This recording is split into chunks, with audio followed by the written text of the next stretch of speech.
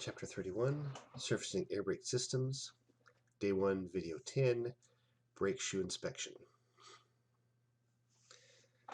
So looking at here, we've got a couple of brake shoe linings here, brand new. On the top here, so we've got an extended service lining here. So the thickness, we've got additional thickness of that friction material on the brake shoe.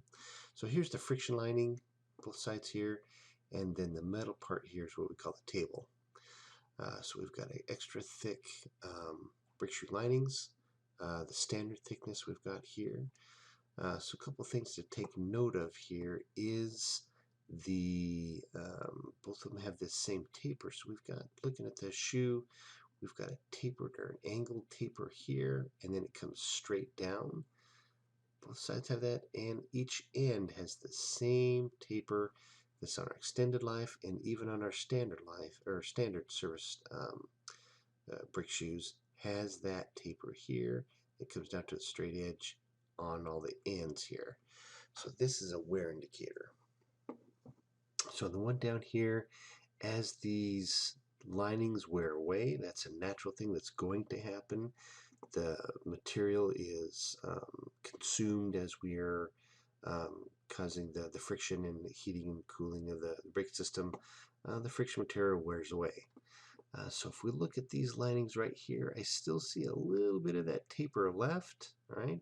So this is where we were originally, and we've used up these shoes quite a bit, but we've still got a little bit of material left here. So once we get down and there is no taper left, like on the standard shoes here, this is the image where the taper was at, and now we have no more taper left on that shoe, on the angle on the side.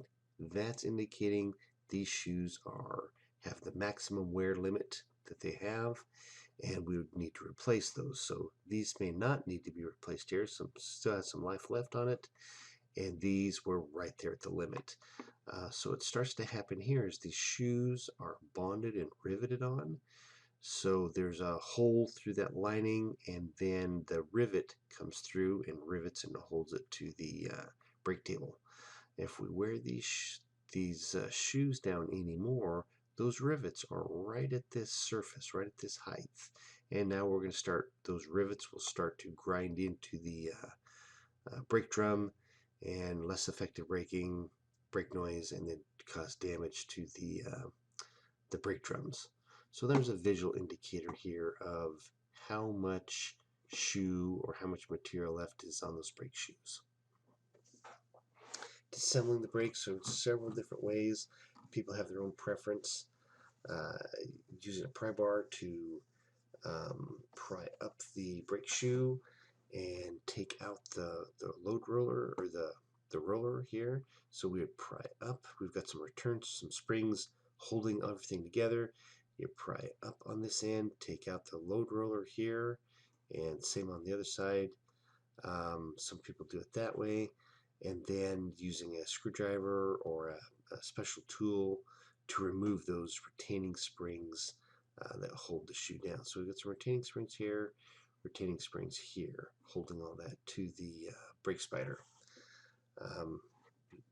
Once we've installed new shoes, we call those shoes to be green, and we need to break them in or bed them in, and that process is called burnishing in the brakes. So what you do is, after you've installed new brake shoes and probably new brake drums completed and take it out for a test drive, you need to break in the shoes properly. So we'll get up to about 50 miles an hour and make a soft brake application, not very hard, and slow the truck down to about 30 miles an hour. Release the brakes, accelerate back up to 50, make another slight brake application to slow the truck back down to 30 miles an hour. So what we'll do is, we're slowly and easily using those brakes to cause them to mate to the drum and the shoes to mate together, and then get them up to the proper temperature so that they burnish in. They're able to seat in. And we'll do that slowing down process about 10 times. And go ahead and pull over. If you've got your thermal or infrared gun, take a temperature on all the brake drums, make sure we don't have one hanging up and it's extra hot.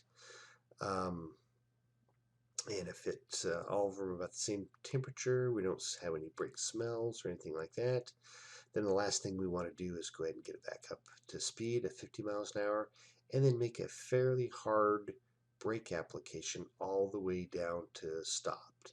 And do that probably 2 or 3 times. And that will finish up that burnishing process. Burns off any of the surface of that shoe and then mates it to the brake drum. Talk a little bit about using some anti-seize here, so where those rollers sit in here in the shoes, just a little touch of anti-seize here so that we're not causing any corrosion between the roller. The roller's able to rotate in the end of the brake shoe. So we'll just use a touch of anti-seize on there.